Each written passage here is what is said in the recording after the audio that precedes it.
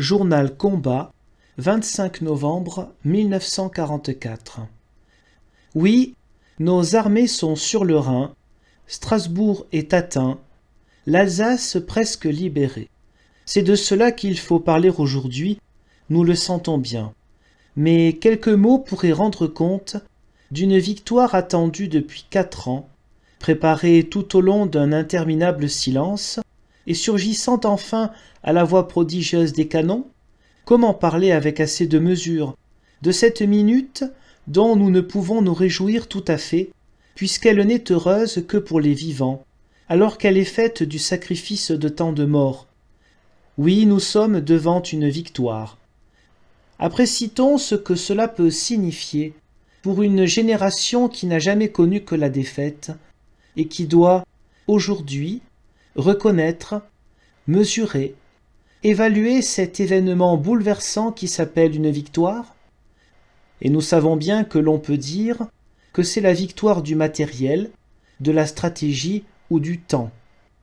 Mais on nous excusera de dire que rien de tout cela n'a de sens pressant pour nous. Dans toutes ces oriflammes, ces communiqués vainqueurs et ces mains tendues, nous ne voyons que la victoire d'un peuple.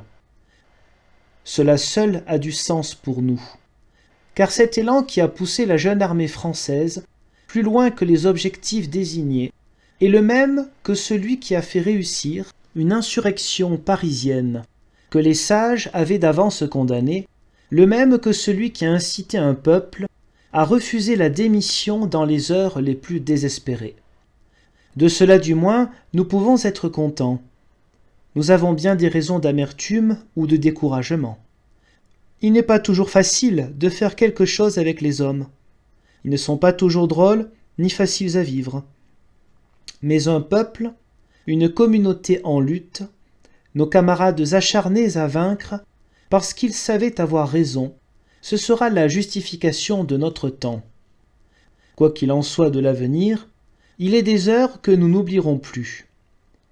Mais du même coup, sachons reconnaître que toute victoire garde un visage grave, parce qu'elle engage d'autres victoires, et parce qu'elle demande à être méritée, naturellement.